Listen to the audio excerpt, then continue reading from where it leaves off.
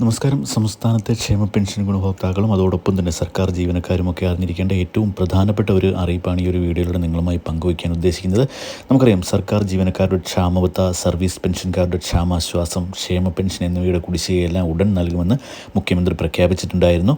നിലവിലെ സാമ്പത്തിക സ്ഥിതിയിൽ കൊടുത്തു തീർക്കുക അത്ര എളുപ്പമല്ല എന്നാണ് റിപ്പോർട്ടുകൾ വന്നിരിക്കുന്നത്. എല്ലാ കുടിശ്ശികയും നൽകണമെങ്കിൽ 25,000 കോടി രൂപയെങ്കിലും കണ്ടെത്തണമെന്നാണ് ധനവകുപ്പ് ഇപ്പോൾ കണക്ക് കൂട്ടുന്നത്. ക്ഷാമാശ്വാസവും ക്ഷാമബത്തയും കുടിശ്ശികയാകുമ്പോൾ പ്രൊവിഡന്റ് ഫണ്ടിൽ ലയിപ്പിച്ച് ബാധ്യത തൽക്കാലം ഒഴിവാക്കുന്ന രീതിയിലാണ് കാലങ്ങളായി സർക്കാർ മുന്നോട്ട് പോകുന്നത്. എന്നാൽ പ്രൊവിഡന്റ് ഫണ്ടിലെ പണം സർക്കാരിൻ്റെ ബാധ്യതയായി കണക്കാക്കി കടമെടുപ്പ് പരിധി വെട്ടിക്കുറയ്ക്കുകയാണിപ്പോൾ കേന്ദ്ര സർക്കാർ. അതിനാൽ ആ വഴിക്കും കുടിശ്ശിക തീർക്കാൻ കഴിയാതെയായി. ഇനിയും 6 മാസത്തിനുള്ളിൽ വരുന്ന വയനാട്, പാലക്കാട്, ചേലക്കര ഉപതെരഞ്ഞെടുപ്പുകൾക്ക് മുമ്പെങ്കിലും മുഖ്യമന്ത്രിയുടെ വാഗ്ദാനം നടപ്പാക്കേണ്ട ബാധ്യത ഇപ്പോൾ സർക്കാരിനുണ്ട്.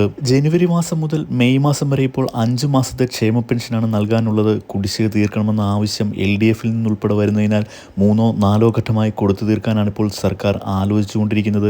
ഇതിനു പുറമെ അതാതു മാസത്തെ പെൻഷനും നൽകും. എന്നാൽ ക്ഷാമബത്ത, ക്ഷാമാശ്വാസം കുടിശ്ശിക നൽകുന്ന കാര്യം പരിഗണിച്ചിട്ടില്ല. ക്ഷാമബത്തയും ക്ഷാമാശ്വാസവും ചേർത്ത് ആകെ 18,000 കോടി രൂപയാണ് കുടിശ്ശിക. ഇത് നൽകുന്ന കാര്യത്തിൽ പോലും തീരുമാനമെടുക്കാത്തപ്പോഴാണ് സംസ്ഥാന സർക്കാർ പെൻഷൻ കുടിശ്ശിക മുഴുവൻ വിതരണം ചെയ്യുമെന്ന പ്രഖ്യാപനം വന്നത്. പുതിയ നരേന്ദ്രമോദി സർക്കാർ എങ്ങനെയാണ് കേരളത്തെ നോക്കിക്കാണുന്നത്, ഏത് രീതിയിലാണ് സംസ്ഥാനത്തിന് ലഭിക്കാനുള്ള പണങ്ങൾ നൽകുന്നതെന്നതിനെ അടിസ്ഥാനമാക്കിയായിരിക്കും ഇനിയും കേരളത്തിൻ്റെ ഓരോ നീക്കവും. കൂടുതൽ അറിയിപ്പുകൾക്കും വാർത്തകൾക്കുമൊക്കെ ദയവായി ചാനൽ ഒന്ന് സബ്സ്ക്രൈബ് ചെയ്ത് സപ്പോർട്ട് ചെയ്യുക. വീഡിയോ ഒന്ന് ലൈക്ക് ചെയ്ത് കൂടി കാണുക. താങ്ക്